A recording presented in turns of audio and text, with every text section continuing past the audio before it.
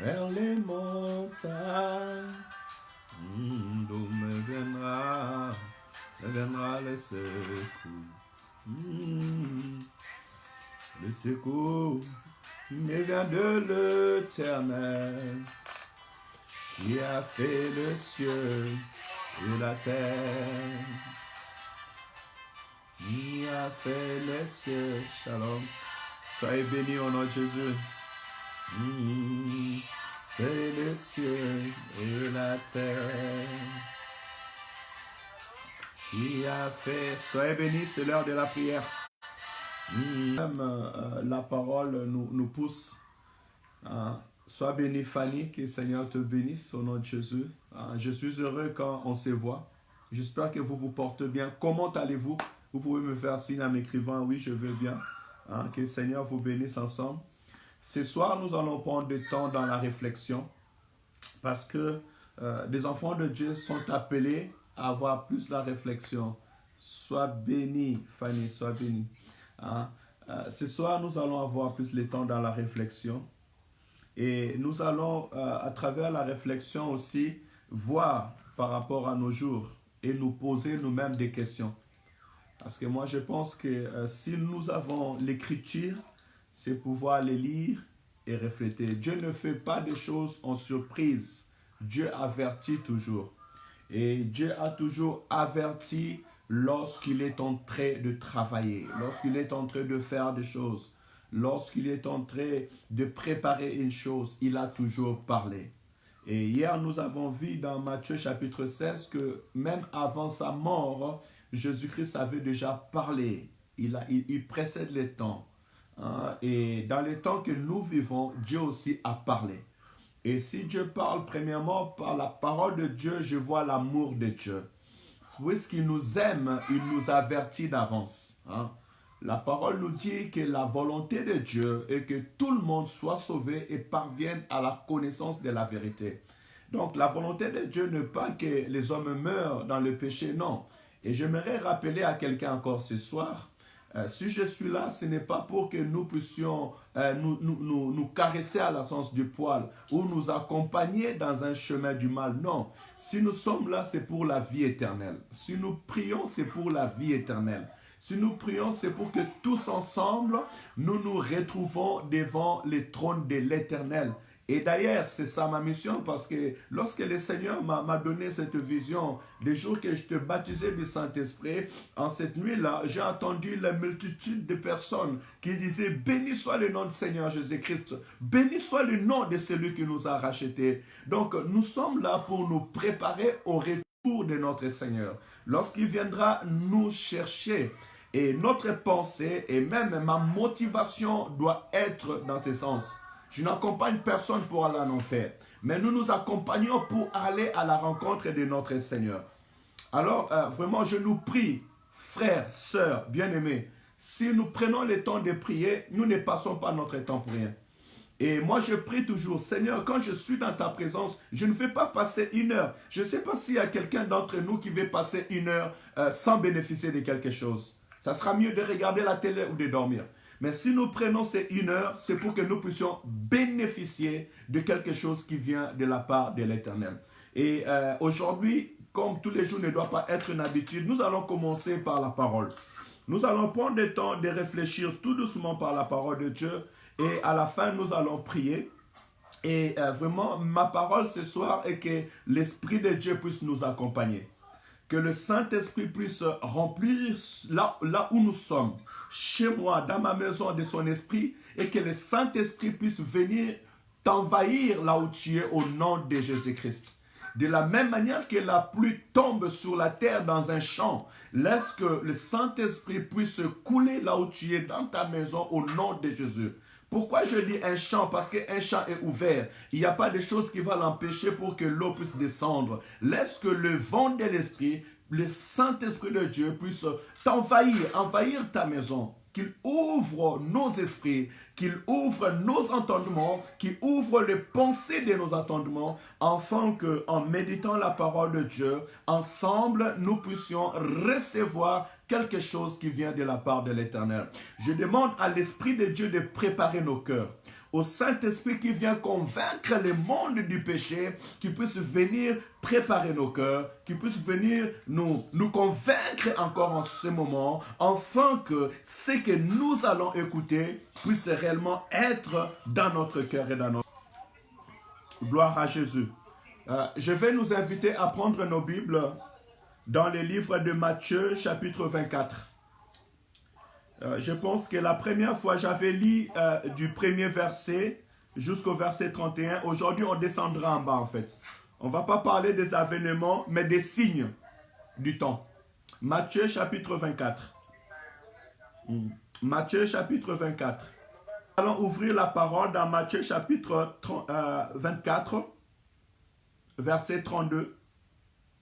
Et la parole déclare ceci dès le départ.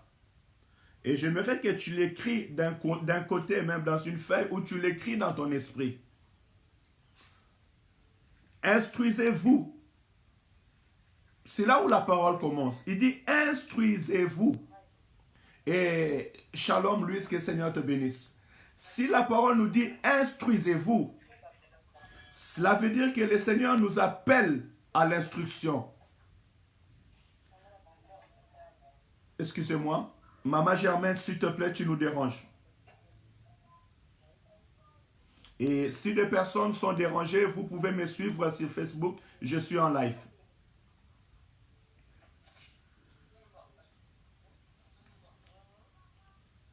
On va continuer. La parole commence en disant, instruisez-vous. Celui qui veut l'instruction, c'est celui qui écoute. C'est celui qui veut l'instruction, c'est celui à un moment qui enlève l'orgueil. Sois béni, papy, et sois béni toute la famille au nom de Jésus. Je suis heureux de vous recevoir encore et de venir dans votre maison à travers le phone et le tablette. Celui qui veut l'instruction, c'est celui à un moment qui peut se dire que je ne sais rien, je vais encore apprendre. Celui qui veut l'instruction, c'est comme Nicodème, celui qui était dans la connaissance, mais qui pouvait venir au Seigneur lui demander, mais maître, comment quelqu'un peut-il naître de nouveau? C'est celui qui est prêt à écouter. Et dans cette génération, nous avons besoin, un moment, de s'instruire. Et l'instruction n'est pas par nos paroles ni par nos connaissances. L'instruction, c'est en ouvrant la parole de Dieu et à chercher à comprendre. Surtout dans le temps que nous sommes. Une chose de plus, sois béni papy, est que la parole de Dieu s'interprète en elle-même. C'est ce que nous devons savoir. Toute question que nous avons besoin de trouver la réponse, nous l'avons dans l'écriture, dans la parole de Dieu. Y a-t-il une question qui te dépasse? Va chercher dans la parole de Dieu. Et tu trouveras ce que je suis en train de dire. Avant que nous commencions à lire, je vais vous donner un petit exemple dans l'écriture, dans la parole de Dieu. Et cet exemple, nous pouvons le prendre dans Matthieu. Matthieu chapitre 2. Cet exemple, nous prenons dans Matthieu chapitre 2. Ça, je le donne juste en signe d'exemple. Regardez Matthieu chapitre 2. À partir du verset 2. Et ils dirent, la Bible dit, et ils dirent, où est le roi des Juifs qui vient de naître? Car nous avons vu son étoile en Orient, et nous sommes venus pour l'adorer.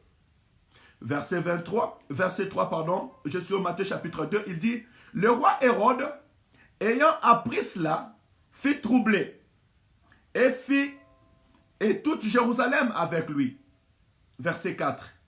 Il assembla tous les principaux sacrificateurs, les scribes du peuple, et il s'informa. C'est comme instruisez-vous, il s'instruit. S'informer veut dire aussi s'instruire. Et nous avons besoin de nous instruire. Mais comment la parole nous montre, comment est-ce qu'il s'est instruit? Écoutez, il dit ceci. Au sacrificateur, et il s'informa auprès d'eux du milieu où le Christ devait naître. Ils lui dirent, à Bethléem en Judée. Car voici ce qui a été écrit par les prophètes. Voici ce qui a été écrit par les prophètes. Cela veut dire qu'il a cherché à s'informer. Et en cherchant, en s'informant, il a rassemblé les scribes, les pharisiens, les sacrificateurs, ceux qui détenaient la parole et la loi. Et ceux-là, lorsqu'ils ont voulu s'informer ou bien répondre au roi, ils lui ont ramené dans l'écriture, dans la parole de Dieu. C'est pour cela tout à l'heure je dis que nous sommes dans le temps où nous avons besoin de s'instruire. Et mon frère, ma soeur, tu as besoin de t'instruire. J'ai besoin de m'instruire pour savoir le temps. Et la seule chose, je dirais sûre, que le Seigneur nous a donné, c'est l'écriture. Et quand je parle de l'écriture, c'est les écrits, c'est la parole de Dieu. C'est ces livres de la prophétie, parce que la Bible est aussi appelée les livres de la prophétie. Et regardez, elle commence à devenir vieille ma Bible, parce que tellement je l'utilise, tellement je les touche. C'est les livres de la prophétie. Nous voulons connaître dans le temps, Dieu a parlé. C'est les livres de l'oracle, on appelle aussi l'oracle de l'Éternel. Tu veux savoir dans le temps, n'attends pas qu'on vienne te dire. Parce que nous sommes dans le temps aussi où il apparaîtra beaucoup de Christ et beaucoup de faux prophètes qui séduiront, si c'est possible, même les élus. Mais gloire soit rendue à Dieu parce qu'il ne laissera pas nous permis de nous séduire. Au jour où nous parlons, il y a de ceux qui parlent de Christ du dernier jour. C'est un mouvement qui passe sur Internet. Je dis le croiser et les opposer à la parole de Dieu. Regardez dans Matthieu chapitre 24, verset 24, vous verrez ces choses. Mais si tu n'es pas éveillé, tu pourras tomber aussi dans ces pièges. Voilà pourquoi moi j'appelle mes frères, mes sœurs, par l'amour de Christ, prenons le temps de nous instruire par la parole. Lisez la parole de Dieu et vous trouverez la réponse à vos besoins à travers la parole de Dieu. Et si vous ne comprenez pas quelque chose, les serviteurs de Dieu ne sont pas là pour rien. Les serviteurs de Dieu ne sont pas là seulement pour prendre les offrandes ou les dîmes, mais ils sont là aussi pour vous instruire, pour ouvrir les yeux du peuple de Dieu. La parole déclare qui est ce serviteur fidèle et prudent qui donnera la nourriture au temps convenable à son peuple. Et je vous encourage ce soir à parler et nous parlerons ensemble. Donc, je vous encourage à ouvrir la Bible dans le livre de Matthieu. Et ce soir, notre travail, ça sera seulement pour regarder le temps et nous poser des questions. Et là où je pourrais développer, je vais développer, mais c'est la méditation de la parole de Dieu. Et méditer, c'est réfléchir profondément. Et moi, je crois à l'instant où tu es en train d'écouter la parole de Dieu, le Seigneur est en train de transformer ta vie, de te libérer, de te guérir. La parole déclare que la parole de Dieu nous a franchis. Tu connaîtras la vérité et la vérité t'enfranchira. Ça veut dire la vérité te délivrera, elle te libérera. Et la parole de Dieu a cette puissance de libérer, de guérir, de restaurer. Et même Jésus-Christ ira plus loin. Il dit, Père, purifie-les par ta parole. Parce que la parole de Dieu purifie l'homme. Elle vient filtrer l'homme. Voilà pourquoi même la Bible dit que celui qui est en train d'écouter la parole de Dieu est semblable, ou bien celui qui écoute la parole et l'oublie est semblable à celui qui va regarder son visage sur le miroir, aussitôt il tourne, aussitôt il oublie. Ça veut dire que la parole de Dieu nous fait face à notre vie. Et si nous écoutons la parole de Dieu et nous nous retrouvons gloire à Dieu, mais à chaque fois que nous écoutons la parole de Dieu et nous voyons qu'il y a quelque chose qui ne concorde pas ou qui ne correspond pas à la parole de Dieu, c'est un temps où Dieu parle à nos cœurs et nous attire à la repentance. Je vais donc retourner dans l'écriture. Je pense que le temps de l'introduction a été un peu long. Matthieu chapitre 24, on commence avec le verset 32 et nous allons descendre. Instruisez-vous par une comparaison tirée du figuier. Dès que les branches deviennent tendres, et que les feuilles poussent, vous savez que l'été est proche. De même, quand vous verrez toutes ces choses, sachez que le Fils de l'homme est proche à la porte. Je vous l'ai dit en vérité, cette génération ne passera point que tout cela n'arrive. Le ciel et la terre passeront, mais mes paroles ne passeront point. Que le Seigneur bénisse notre frère Junior qui vient de nous rejoindre. Là, nous sommes en train de parler du signe des temps. Et dans le premier verset, nous avons vu, le Seigneur a parlé de guerre. Il y aura de guerre, des bruits de guerre. Je pense que nous avons vu, il y aura en Irak par exemple. Il y aura la famine. Nous avons vu dans notre jeunesse, quand on grandissait, de grandes famines qui se sont passées, par exemple en Éthiopie. Et d'autres encore, je pense qu'il y avait l'Éthiopie un temps qui avait vraiment marqué les temps. La Somalie, on a passé dans des temps où vraiment la famine était si grande. Que dire encore parmi tout ce que le Seigneur a dit avant de dire ces versets, hein, nous voyons par exemple les guerres et les bruits de guerre, des tremblements de terre. On a vu la haine, cette génération, le mal a accru, hein, cela n'est rien à dire. Le Seigneur dira encore plus qu'il y aura l'abomination, hein, qui entrera dans le lieu saint. Nous voyons aujourd'hui par exemple sur l'adoption du mariage homosexuel au sein de l'église. Or c'est une abomination devant Dieu. Hein, nous voyons plusieurs choses qui se passent aujourd'hui qui nous montrent que voilà, ce que le Seigneur avait prédit, ces choses sont avancées. Mais maintenant, le Seigneur nous prévient. Il dit par exemple que nous devons faire attention sur la branche qu'on appelle l'arbre qu'on appelle les figuiers. Et il dit qu'on les voit par les branches. Bientôt, regardez bien, nous sommes au printemps. Et lorsque le printemps arrive, vous verrez qu'il y a des plantes qui commencent à faire sortir leurs fleurs. La verdure qui était sec pendant l'hiver, la verdure commence à reprendre. Il dit directement, nous étant hommes, nous comprenons que là, bientôt, écoutez, hein, le printemps arrive et l'hiver va passer. Et plus loin, il nous dit encore quelque chose de très important, et que le ciel et la terre passeront, mais mes paroles ne passeront jamais. Ça, c'est une parole qui vient nous rassurer encore ce soir. Que la parole de la prophétie ne passera point. Toutes ces démarches que le Seigneur était en train de faire, c'était en train de dire aux disciples que je reviendrai. Et j'aimerais rappeler à quelqu'un encore ce soir que le Seigneur Jésus-Christ reviendra. Le ciel et la terre passera. Et laisse que cette parole vienne apaiser ton esprit si tu te soucies des choses de ce monde. Si tu t'inquiètes trop des choses de ce monde.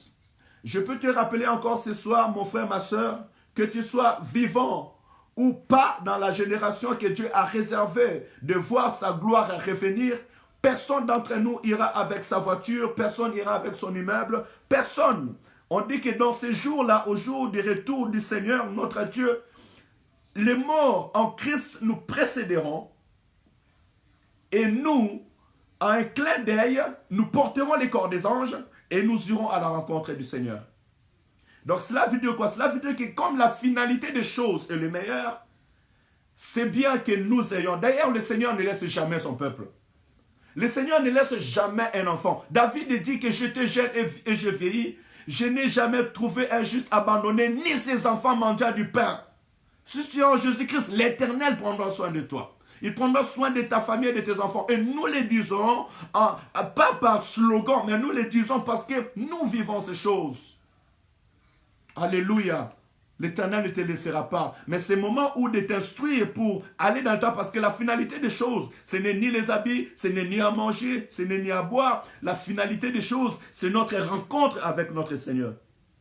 Voilà pourquoi pour les premières étapes, j'aimerais que, bien-aimés, nous puissions savoir et se rassurer que Jésus-Christ revient.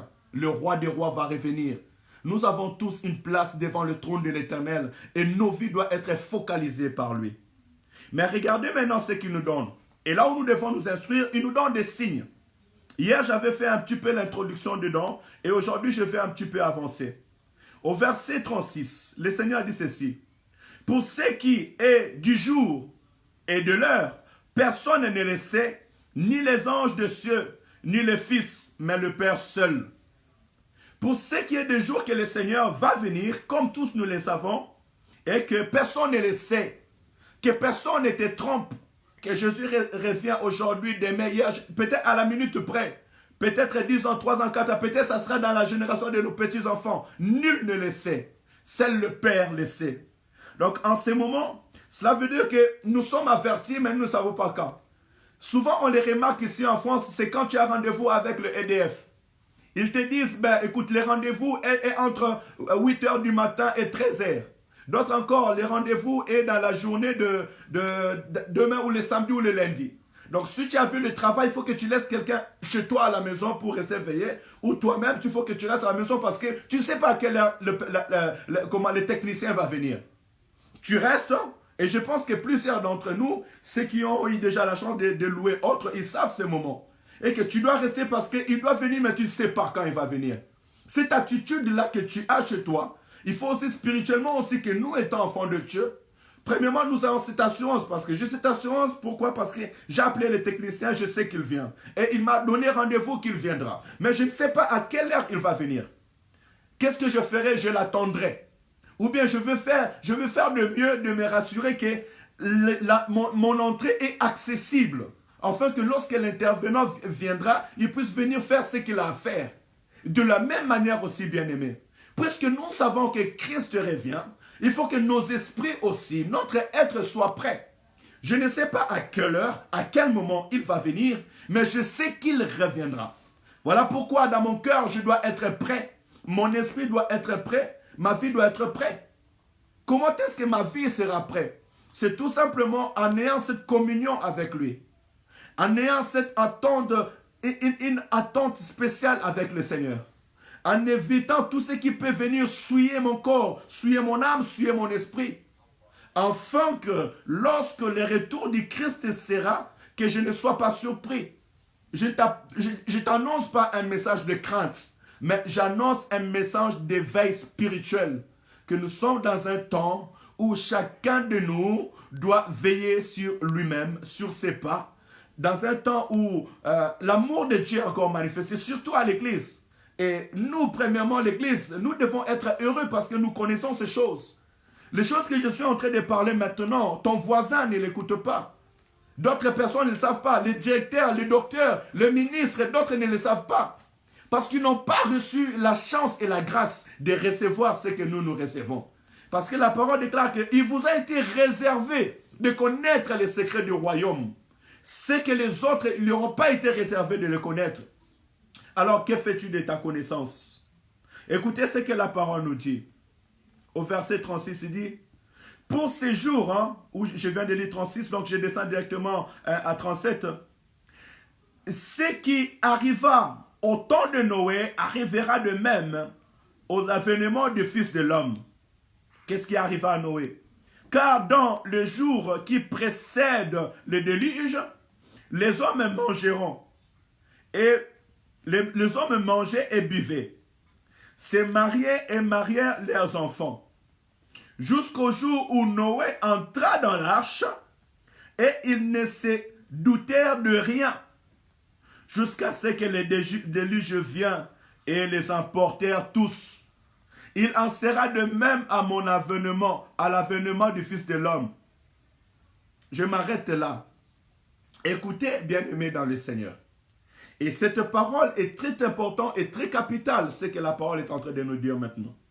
Jésus-Christ nous donne un exemple d'un événement qui s'est passé déjà d'avance, afin de nous avertir. Et hier, lorsque j'ai élevé ces points, je dis et je comparais ces points avec le temps que nous vivons aujourd'hui.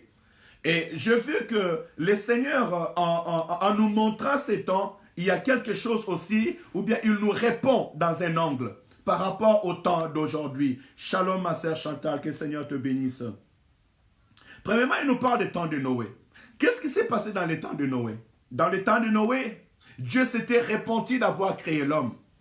Et il a décidé de détruire le monde par l'eau. Et pourquoi? Parce que l'homme, il s'était détourné de Dieu et il s'est attaché au péché. Le péché avait accru, la Bible déclare. Et à cette époque, les gens se marièrent et mariaient leurs enfants. Donc c'était la fête totale. La pensée de l'homme était tournée vers le mal. Personne ne considérait Dieu, ne considérait la parole de Dieu, comme cette génération. Et la Bible nous dit que Dieu parla à Noé, et Noé a commencé à construire l'arche. Et Noé a construit l'arche pas vers la mer parce qu'on cherche à construire l'arche auprès de la mer et autres comme ça, directement l'arche va entrer dans l'eau. Mais ce qui était spécial, Noé est parti construire l'arche sur la montagne. Ce qui dépassait la pensée et la sagesse humaine. Et les historiens diront que Noé a construit l'arche pendant au moins 100 ans. Donc Noé a vécu tout son âge en train de construire l'arche. Vous imaginez que tu as un projet, tu veux l'exécuter et ce projet dure 100 ans. Ça veut dire dans 100 ans, si une génération est à 40 ans, il y a 2 générations. Et je pourrais dire même 3 générations. Donc 3 générations peuvent passer et toi tu tiens seulement un seul projet, bien-aimé. Oh, il y a des gens qui diront, mais depuis que tu as commencé, je t'ai connu. J'étais enfant, maintenant j'ai grandi. Tu avais des cheveux comme j'ai là, et puis tu as maintenant des cheveux blanches, mais tu restes toujours dans la même histoire. Comme des gens aussi sont en train de parler maintenant, Jésus-Christ, ça fait plus de 2000 ans, il est parti, il a dit qu'il reviendra, mais il reviendra quand? La même parole, le même temps. Les gens s'est mariés et les gens fêtaient. Et la Bible dit qu'ils ne se rendirent point compte jusqu'à ce qu'ils souffrent tout prise. Mais ce que je vais soulever là, au jour d'aujourd'hui, nous sommes confinés, le mariage soit éliminé. Ceux qui devaient se marier, ils ont rapporté leur date de mariage. Par là, je sais que ce temps de confinement va passer. Et je peux t'annoncer la bonne nouvelle parce que quand je compare ces paroles à l'avènement du Seigneur, comme le Seigneur a dit et ce que nous vivons maintenant, je sais que c'est un temps de détresse, c'est un temps de soucis que nous vivons et cela va passer. Actuellement, le Seigneur veut nous apprendre, nous enseigner encore. Il veut que son église, l'église qu'il aime, son corps retourne à lui et devient un corps formidable, un corps qu'il aime, un corps. Et quand je dis le corps, c'est les frères et les sœurs dans le Seigneur parce que tous nous formons le corps du Christ. Le Seigneur attend de nous que nous soyons ce peuple réellement qui les cherche en vérité. Le Seigneur veut parler à nos cœurs en ce moment. Voilà pourquoi nos paroles retournent encore dans un sens de se conscientiser les uns des autres, de libérer nos cœurs les uns les autres et que nous cherchons réellement la face de Dieu. Mais j'ai une bonne nouvelle à te dire ce soir et que ces temps vont passer. Cette épidémie va passer. Parce que le Seigneur dit que quand il viendra, ça sera comme dans les temps de Noé. Les gens vont se marier et vont marier leurs enfants. Cela veut dire qu'après ce temps, malheureusement, parce que j'avais la joie et la tristesse lorsque je méditais sur ces pensées. Ma joie était que le Seigneur va nous faire sortir dans ce temps. Nous allons répondre la vie. Nous allons nous revoir. Et nous nous reverrons parmi quelques-uns qui sont ici, même dans les salles de mariage.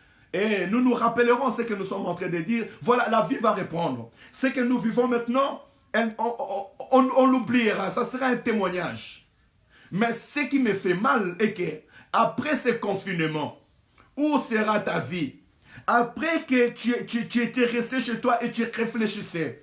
Après ta crainte, après cet esprit de mort qui s'est levé sur la terre par ce coronavirus, lorsqu'elle aura passé, où sera ta vie?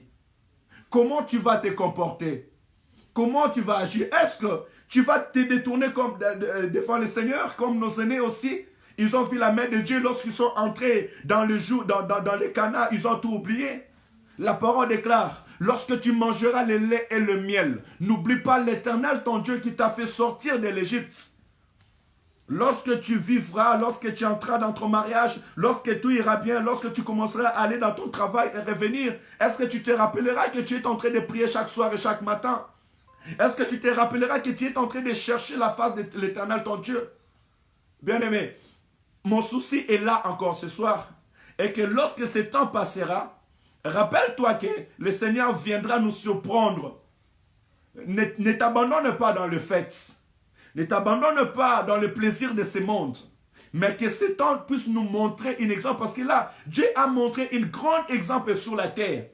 Et qu'à un moment, tout peut s'arrêter. Tout peut s'arrêter. À un moment, le travail n'est pas plus important que ta santé, que ta famille. À un moment, le fait de sortir le soir et revenir la journée, ce n'est pas ça qui compose seulement ta vie. Mais à un moment, ta vie est très importante que tout ce que tu peux avoir. Je vous assure, il y a des personnes, encore que ça touche les personnes âgées. Vous savez combien de personnes âgées qui ont laissé des millions et des millions dans leur compte? D'autres qui ont laissé des maisons, des villas qui se sont achetées pour des maisons de retraite. Au Père à leur âme et que le Seigneur soutienne leur famille. Mais vous pouvez imaginer ce que même le Seigneur a dit, qu'il y a quelqu'un qui a construit dans toute sa maison, la vie, il a amassé tout son argent, et là où il va s'asseoir, dire que maintenant, mon âme va se reposer, et je vais profiter de tout ce que j'ai travaillé. Et le Seigneur viendra le soir et dit, insensé que tu es, je vais récupérer mon âme aujourd'hui. Beaucoup de gens ont vu ces choses, mais n'ont pas compris, et le monde ne veut pas comprendre ces choses. Pourquoi? Parce que nous sommes dans la distraction. Mais j'aimerais bien aimer, lorsque nous sortirons dans ce temps, chaque fois, attache-toi dans le Seigneur. Et tous les jours, dis-toi, Jésus revient. Que Jésus ne vient pas me trouver dans le péché, dans le mal, dans les débauches. Que je ne sois pas surpris dans ce temps. Donc, le Seigneur va venir nous dire qu'il sera de même que le jour de Noé. Et je pense que vous avez compris un petit peu ma comparaison à ce temps précis que nous sommes et au temps de venue de Christ. Personne ne sait. Nous serons surpris, mais la vie va reprendre. Parce que dans le temps de Noé aussi, la vie a repris. Je vais continuer à partir du verset 40. Alors, de deux qui seront dans un champ, l'un sera pris et l'autre laissé. De deux femmes qui moudront le meul, l'une sera prise et l'autre laissée. Veillez donc, puisque vous ne savez pas quel jour votre Seigneur viendra. Sachez-le bien, si le maître de la maison savait à quelle veille de la nuit le voleur doit venir, il veillerait et ne laisserait pas percer sa maison. C'est pourquoi vous aussi, tenez-vous prêts, car le Fils de l'homme viendra à l'heure où vous n'y penserez pas. Je pense que le Seigneur est clair. Le Fils de l'homme viendra dans l'heure où nous ne penserons pas. Cela veut dire que même ce que nous sommes en train de voir, ce n'est que des signes que le Fils de l'homme est à la porte. Mais on ne sait pas quand il va venir. On ne sait pas à quelle heure il va venir. Mais ce qui interpelle ma pensée, que le Seigneur bénisse Maman Astrid qui nous a rejoint. Ce qui interpelle ma pensée, il dit deux, au verset 40. Alors, de deux qui seront dans un champ, l'un sera pris et l'autre laissé. Tu peux maintenant te poser la question. Là, vous êtes à la maison à deux, l'homme et femme. Qui sera pris, qui sera laissé? Nous sommes ensemble là, hein, je ne sais pas à quel nombre, nous, normalement, avec les autres, donc on peut être 14 maintenant, direct ou on suit directement, et on écoute ces messages. Et on partage par des, peut-être 7 vont partir, et 7 vont rester. Et même la sélection de Dieu est compliquée. Au temps de Noé, il n'y avait que Noé et ses enfants qui ont été délivrés. Au temps de Lot, il n'y avait que Lot et ses filles, parce que sa femme, en sortant même, elle s'est arrêtée. À la dernière minute, elle a été perdue. Et la femme de Lot est même l'image de cette femme qui a reçu la grâce de Dieu pour sortir, mais aux dernières minutes, elle s'arrête. Et cette femme peut être aussi l'image de cette église que le Seigneur veut préparer, que le Seigneur veut sauver, que le Seigneur veut alerter. Mais à cause des choses de ce monde, il va perdre même son âme. Et il y a des personnes comme ça, malheureusement, que le Seigneur parle, que le Seigneur attire les oreilles maintenant, mais à cause des soucis, des choses de ce monde, ils ont du mal à se détacher des choses de ce monde, et ces personnes-là vont perdre leur salut pour rien. 2 personnes vont partir. 2 personnes seront là, excusez-moi. Mais un, on va prendre, un va rester. Où seras-tu ces jours-là? Tu peux te poser la question, où seras-tu ces jours-là? Tu regardes ton mari ou tu regardes ta femme, hein, comme maman Nadège et papa Papi sont en train de se regarder, mais qui va partir et qui va rester? Bien aimé. C'est là où on peut comprendre que le salut est individuel. Je peux crier, je peux parler, je peux annoncer, on peut être des milliers, mais le salut est individuel. Hier, la parole nous a dit que chacun de nous rendra des comptes devant Dieu. Alléluia. Est-ce que quelqu'un peut me dire un bon amen? Où seras-tu, mon frère et ma soeur? Ça ne sera plus l'affaire du pasteur. Hein? Le pasteur a fait son travail. Ton frère a fait ton travail. Ça ne sera plus l'affaire de ta femme. Parce que ta femme peut te dire, prie, cherche la face de Dieu. C'est bien. Mais en ces jours-là, où seras-tu? Ça sera ni l'affaire de papa ou l'affaire de maman. Ces jours-là, c'est fini. Chacun de nous rendra ses comptes devant l'Éternel. Où serons-nous? C'est pour cela, même à l'introduction, et j'avais pris même cette discipline moi-même quand j'ai pris, que je sois en groupe ou seul, je dis toujours au Seigneur, reçois-moi devant ta face. Accueille-moi dans ta présence. Je ne vais pas passer un temps vide comme ça, où nous passons 1 heure en train de parler et après chacun va aller dormir et voilà. Demain, nous allons nous retrouver encore, ainsi soit-il. Mais et si le Seigneur revient cette nuit-là, où serons-nous? C'est là où nous devons nous instruire. C'est là où nous devons pousser notre réflexion plus loin. Es-tu prêt au retour du Seigneur? Suis-je prêt? Et en plus, c'est un travail de tous les jours. C'est un travail de tous les jours. Merci, hein, Maman Dadej. C'est un travail de tous les jours. Et ce travail de tous les jours doit être un travail permanent. Parce que le Seigneur lui dit bien, si le maître de la maison savait à quelle heure le voleur va venir, qui est le maître de la maison? C'est toi qui es le maître de la maison. Parce que ton corps est le temple du Saint-Esprit. C'est moi qui est le maître de ce corps parce que l'Esprit de Dieu habite en moi. Mon corps est le temple de l'Esprit de Dieu. Et cette maison, c'est moi, cette maison, c'est toi. La Bible déclare que parce que le maître de la maison ne sait pas à quelle heure le Christ va venir, le maître de la maison sera prêt pour ne pas être surpris. Que le Seigneur bénisse Nat. Le maître de la maison sera prêt pour ne pas être surpris. Mais la question que je me pose aujourd'hui, est-ce que sommes-nous prêts pour ne pas être surpris? Et ça, c'est l'attitude. Lorsqu'on dit que le maître de la maison doit être prêt, c'est par rapport à ton attitude. C'est par rapport à ta marche, à notre marche avec le Seigneur. C'est par rapport à notre vie avec le Seigneur. Si nous sommes aujourd'hui de ceux pour prier, il faut que quelqu'un nous dise prie. Si nous sommes de ceux pour lire la Bible, il faut qu'on nous dise ouvre ta Bible et lis. Mais quel genre d'attitude nous avons? Si nous et le monde nous sommes pareils, je suis désolé, la génération d'aujourd'hui est devenue comme la génération des pharisiens et des scribes qui connaissaient tellement beaucoup de choses, qui avaient tellement la sagesse, ils commençaient même à combattre Dieu. Saoul avait appris tellement de choses qu'il a pris même les décrets pour aller tuer Étienne et on lui a donné des chars, des hommes pour aller arrêter l'église. Bien-aimé, la sagesse de l'homme est une folie devant l'Éternel. Parce que si tu te fies à ta sagesse, si tu te fies à ton intelligence et ta sagesse peut t'amener à la perdition. Mais fions-nous à la sagesse de Dieu. Confions-nous à la parole de Dieu. Libérons nos cœurs auprès de Dieu. C'est ce moment que j'ai voulu un petit peu venir à la réflexion de mes frères et de mes sœurs. C'est un temps de changer ton attitude.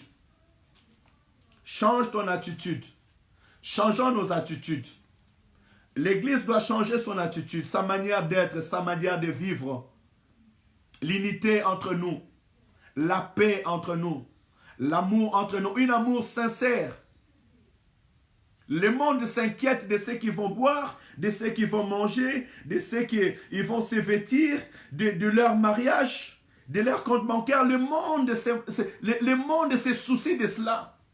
Mais toi aussi, enfant de Dieu, tu arrives à abandonner l'église, à abandonner ta vie chrétienne, à mettre ta vie chrétienne à côté à cause des intérêts des choses de ce monde. Et pourtant, tu sais bien que le monde et son convoitisme passera. Je ne dis pas de ne pas être responsable. Il y a la différence d'une personne qui est responsable et d'une personne qui met sa confiance à l'Éternel. Et malgré toutes choses, le Seigneur est son Seigneur. Je suis pasteur, mais je me lève le matin, je travaille. Regardez derrière moi, vous verrez. Je travaille dans le bâtiment et ce n'est pas facile. Mais cela ne m'empêche pas de servir mon Dieu. Cela ne m'empêche pas de venir à l'église et de prier. Cela ne m'empêche pas d'ouvrir la porte de l'église et de fermer la porte de l'église. Cela ne m'empêche pas d'entrer, d'arranger la salle, de nettoyer la salle et de sortir. Cela ne m'empêche pas. Et je me demande, si l'Éternel me donne ce cœur, Mais c'est le même Dieu qui t'a créé et qui t'a façonné. La parole déclare qu'il met en nous les vouloir et les faire selon son propre désir. Mais quand l'Éternel t'appelle, quand l'Éternel te dit qu'aujourd'hui c'est mon heure, maintenant c'est mon heure, maintenant c'est mon temps, pourquoi résistes-tu?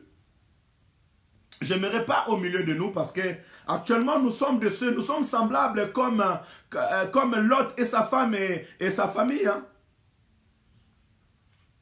Ses beaux-fils, sa fille, nous sommes semblables à eux. Hein. Que l'ange est venu nous parler, le Seigneur est en train de nous parler. Et les anges sont venus dans la maison de Lot. Ils lui ont parlé que le Seigneur va détruire ce monde. Bientôt le Seigneur va détruire ce monde parce que les accusations, les péchés sont montés jusqu'à l'Éternel. Oui, le Seigneur voit toutes choses. Il n'y a rien qui se passe sur la terre que le Seigneur ne voit pas. Et aujourd'hui, du péché, le péché a accru. Le mal a accru. L'homme a commencé à se marier avec les animaux. Le mal a accru. L'Éternel a interdit plusieurs choses. Tu ne coucheras pas avec un homme comme on couche avec une femme. Mais ça a été légalisé. Et nos frères réformés l'ont adopté, soi-disant, entre guillemets, dans les églises. Mais or, ce sont des bâtiments. Là où Dieu n'est pas. Où va le monde? Les enfants sont devenus rebelles devant leurs parents, fanfarons devant leurs parents. Ceux qui giflent, ceux qui insultent, pas de considération. Mais malheureusement, cette génération, nous écoutons la parole de Dieu comme si nous sommes en train d'écouter la parole des hommes.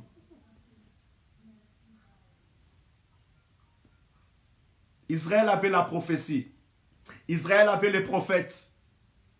Israël était le pays qui devait donner la paix, la joie sur toute la terre. Le Seigneur a dit qu'Abraham, en toi, toutes les nations de la terre seront bénies.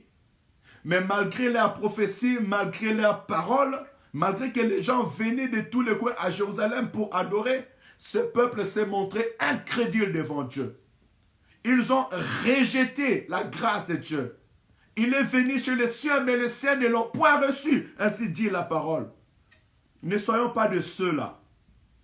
Et si nous voulons de ne pas être de ceux-là, nous devons être éveillés spirituellement. Nous serons éveillés spirituellement par l'obéissance et la crainte de l'Éternel. Que le Seigneur te bénisse, ma soeur. Si nous voulons ne pas être de ceux-là, soyons de ceux qui écoutent la parole de Dieu. La première des choses à faire, Jésus-Christ a dit que venez à moi, vous tous qui êtes fatigués et chargés, je vous donnerai du repos. Il ne s'est pas arrêté là.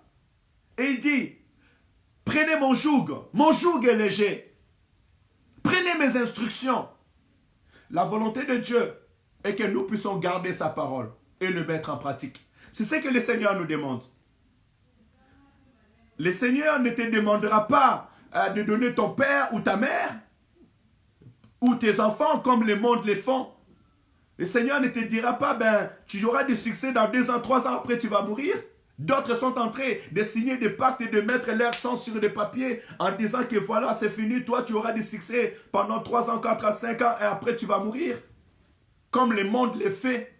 Mais malheureusement, les gens ils vont vendre leur âme au diable au lieu de venir auprès de celui qui donne tout gratuitement. Oh, vaut mieux être dans la paix et dans la joie dans le Seigneur qu'avoir toutes les choses de ce monde et à fin de compte tout perdre. Que la nature nous enseigne que le monde n'amène à rien. Mais Jésus-Christ amène à la vie éternelle. Donc c'était un temps de réflexion. L'heure a avancé. Vous pouvez encore relire ces paroles. Nous allons prendre au moins 10 minutes dans la prière. Un temps que chacun de nous puisse réfléchir de sa marche avec Dieu. On nous a donné les signes du temps. Si vous voulez encore apprendre plus, réalisez Matthieu 24 du début jusqu'à la fin. Et vous verrez ce qui est important. Moi, comme ce serviteur fidèle et prudent, je viens annoncer encore la parole de Dieu. C'est un temps où chacun de nous doit s'instruire. C'est un temps où nous devons retourner à la raison. Alléluia. Nous sommes ensemble et j'ose croire que nous allons nous rencontrer devant le Seigneur. Et ce jour-là, nous ne serons pas surpris. Et ce que j'ai soulevé est très important et que Lot était sorti avec ses filles parce que ses beaux-fils n'ont pas cru à la parole. Les beaux-fils de Lot, lorsqu'ils ont écouté que Dieu va détruire ce monde, les beaux-fils n'ont pas cru. Ils ont pensé que c'était du charabia. Comme il y a des gens qui nous regardent, mais ceux-là, qu'est-ce qu'ils font tous les soirs? Qu'est-ce qu'ils sont en train de dire en tout moment? Jésus, Jésus, Jésus. Ils prient et prient et prient. Oui. Aujourd'hui, tu me dis Jésus, Jésus, je prie. Mais un jour, tu chercheras à écouter cette parole, tu ne pourras plus l'écouter. Tu chercheras qui t'enseigner, tu ne verras pas qui t'enseigner. C'est le temps d'écouter, d'ouvrir ses oreilles et de venir à Jésus, de donner sa vie à Jésus. Non seulement les beaux-fils de Lot n'ont pas suivi, même sa femme, elle est sortie, écoute église, elle est sortie, mais elle n'a pas respecté, elle a regardé derrière. Que les plaisirs de ce monde, que les soucis de ce monde ne t'empêchent pas d'avoir ton héritage. Combattons les bons combats de la foi. Courons jusqu'au bout pour avoir notre couronne. Ô Seigneur, fais-moi grâce. Fais-moi grâce, Père éternel, que je combats les bons combats de la foi.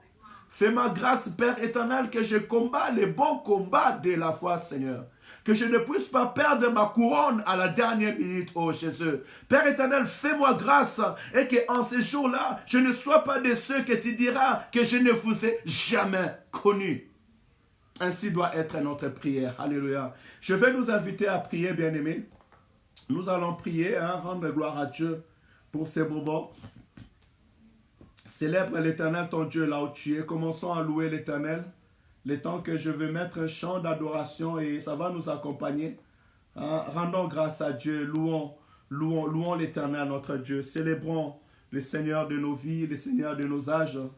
Il est digne d'adoration, il est digne de gloire. Notre Seigneur et notre Dieu, le Dieu de notre sagesse. Est-ce que quelqu'un peut dire merci Seigneur pour ces temps, pour sa parole? Merci pour ces moments qu'il est venu encore nous instruire ce soir. Alléluia. Tendre Père, louange à ton nom, sainteté à ton nom, gloire à ton nom Seigneur. Nul n'est semblable à toi, nul n'est comparable à toi, le créateur du ciel et de la terre. Tu es le Dieu qui a prédit toutes choses. Tu es le Dieu Père éternel qui a dit toutes choses. Et ta parole est vivante Seigneur.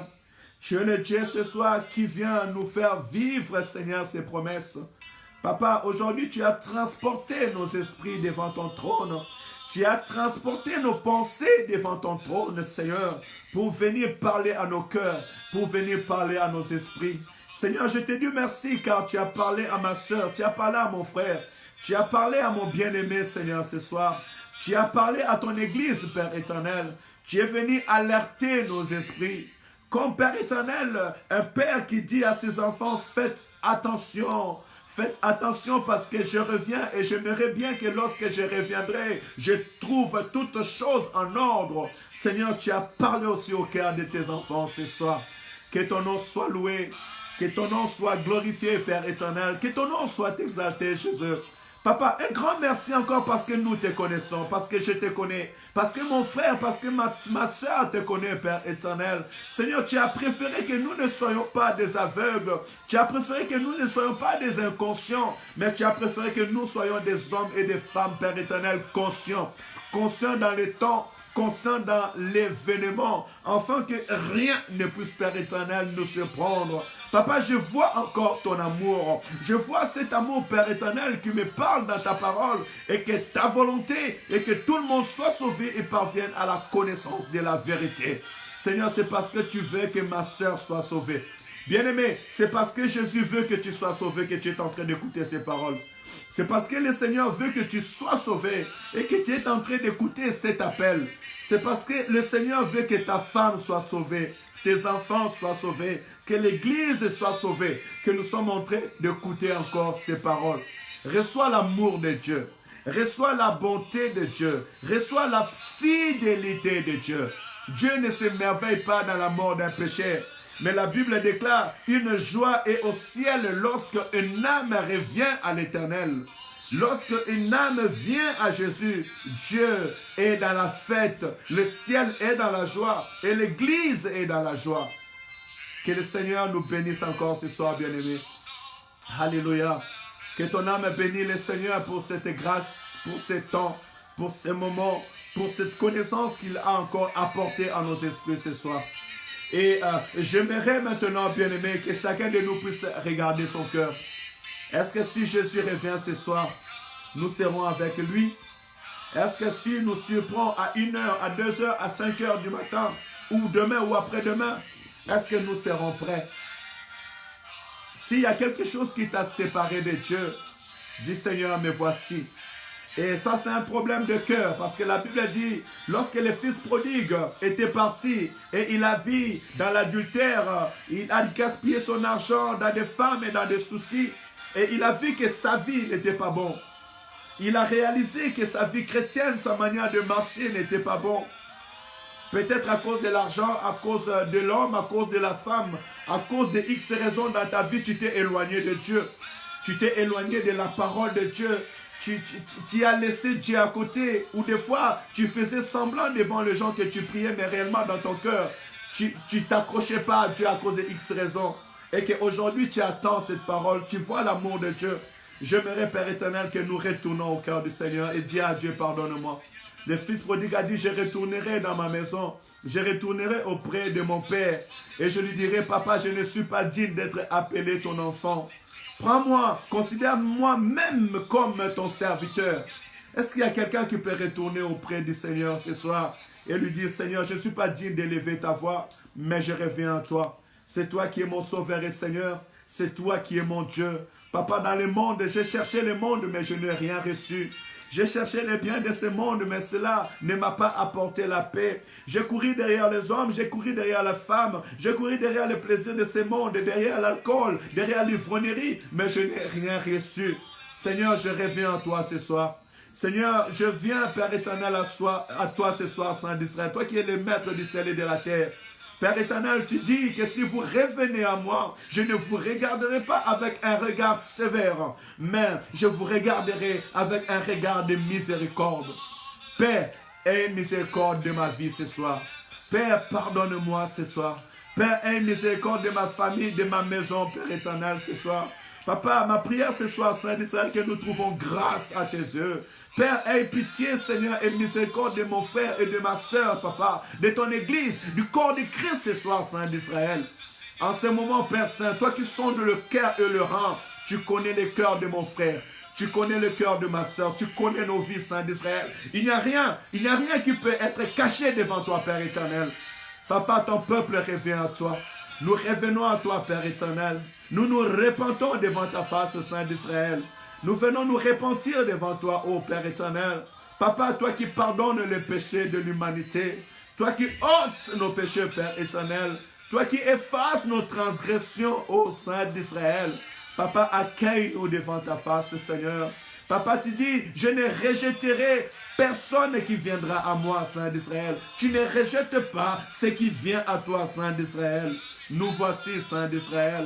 Voici ton église, Père Saint. Voici mon frère, voici ma soeur. Nous revenons à toi, Père éternel. Nos pensées, Père éternel, veulent être focalisées vers toi, Saint d'Israël. Papa, pardonne nos séparations, pardonne nos divisions, pardonne la haine, pardonne la séparation. Nous avons été, Père éternel, Seigneur, choqués. Nous avons été déçus aux yeux des hommes, Père éternel. Mais ce soir, tu viens nous rappeler que le salut est individuel, que deux marcheront, un sera pris et l'autre sera laissé, Saint d'Israël. Alors, en nous interpellant, j'aimerais, Père éternel, me réconcilier avec toi. Bien-aimé, l'appel est une appel de réconciliation avec le Seigneur. Ne regarde pas ton mari, ne regarde pas ta femme, ne regarde pas ton papa, ne regarde pas ta maman, mais ta relation avec le Seigneur, ton Dieu. Parce que ces jours-là, tu peux te retrouver avec ton mari, mais le Seigneur est là. Et le Seigneur ne t'attendra pas que tu tiens ton mari dans ta main. Non, le Seigneur t'emportera parce que tu porteras le corps des anges. Comme la femme de Lot et Lot et ses enfants. Lot aimait sa femme, mais c'était le temps où il fallait partir. Et dans le temps de Dieu, on n'a pas le temps. La Bible déclare en un clin d'œil, comme je suis en train de faire comme ça. En un clin d'œil, nous porterons le corps des anges. Tu n'auras même pas le temps de regarder ta femme. Tu n'auras même pas le temps de regarder ton mari. J'aurai même pas le temps de regarder mes enfants. Voilà pourquoi je demande à l'Éternel, notre Dieu, de nous transformer ce soir. De transformer nos cœurs ce soir. De transformer nos vies ce soir. Alléluia. Que le Seigneur soit glorifié. Que le Seigneur soit élevé. Alléluia. Recommandons ce soir entre les mains de Dieu. Disons à Dieu de nous parler encore ce soir. Que le Seigneur nous révèle encore ce que nous venons d'apprendre. La parole déclare, lorsque le Saint-Esprit viendra, il vous enseignera toutes choses et il vous rappellera tout ce que je vous ai dit. Ce que moi je puis partager, que le Saint-Esprit les grave dans nos esprits. Et ce que je n'ai pas pu dire, que le Saint-Esprit vient encore nous révéler ce soir. Nous pouvons prier au nom de Jésus. Alléluia. Tendre Père, nous te prions, Saint d'Israël, de bénir cette nuit. Saint-Esprit, je demande ton assistance et ton aide dans la vie de tout un chacun de nous. Viens nous parler encore ce soir, Esprit de l'Éternel. Viens nous enseigner encore ce soir, tendre Père. Viens révéler encore nos esprits ce soir, tendre Père. Papa, ce que je n'ai pas pu dire étant qu'homme, Seigneur, viens le dire à mon frère, viens le dire à ma soeur. Dans ces sujets, Père éternel, qui les dérangeaient, dans ces pensées, Père éternel, qui étaient floues dans son esprit, Papa, même dans ces péchés que nous devons abandonner, parce que c'est toi qui viendras convaincre le monde du péché et du jugement et de la justice. Seigneur, viens nous convaincre du cœur, Seigneur. Viens convaincre mon frère, ma soeur, Père éternel, encore ce soir, dans le nom de Jésus. Papa, bénis cette nuit, bénis nos frères et sœurs. Mes pensées, Père éternel, pour ceux qui sont en prison. Seigneur, Papa, garde, sauve et protège le Saint d'Israël. Mes pensées pour ceux qui sont à l'hôpital en ce moment. Seigneur, guéris ceux qui sont dans les soins intensifs. Papa, répands ton esprit, répands ta vie, guéris un miracle ce soir, une guérison ce soir, une prodige ce soir, dans le nom de Jésus. Père éternel, je prie aussi pour nos frères et sœurs, Père éternel, qui travaillent dans le milieu hospitalier et d'autres qui sont partis comme des bénévoles. Seigneur, garde-les, protège-les, Seigneur, contre cette épidémie, dans le nom de Jésus. Papa, y a-t-il quelqu'un qui est malade au milieu de nous? Nous proclamons la guérison au nom de Jésus. Y a-t-il quelqu'un qui passe des temps difficiles en ce moment? Père Saint, nous proclamons la solution, la guérison au nom de Jésus. Y a-t-il quelqu'un qui était perdu en ce moment? Nous demandons que ton esprit retourne à la maison au nom de Jésus-Christ. Retourne à la maison de Dieu au nom de Jésus-Christ. Alléluia. Papa, fais grâce que nos familles soient sauvées, que nos enfants soient sauvés. Père éternel, que nos maisons soient sauvées. Nous soyons sauvés pour toi, Père éternel. Papa, Josué a dit, moi et ma maison, nous servirons l'Éternel. Papa, fais grâce que moi et ma maison, je sers l'Éternel. Que mon frère et sa maison, que nous servons l'Éternel. Que nous soyons ce peuple saint qui t'appartient, Père. Dans le nom de Jésus. Dans le nom de Jésus. Alléluia. Amen, amen, amen, amen. Gloire à Jésus. Alléluia. Est-ce que nous pouvons acclamer pour la gloire de Dieu? Acclame l'Éternel, ton Dieu, là où tu es. Acclame Yoshua Mashiach, acclame le Seigneur des Seigneurs, acclame l'Éternel notre Dieu. Merci Seigneur pour sa parole, merci Seigneur pour ces temps, merci Seigneur pour ces temps de réflexion, pour ces temps d'instruction.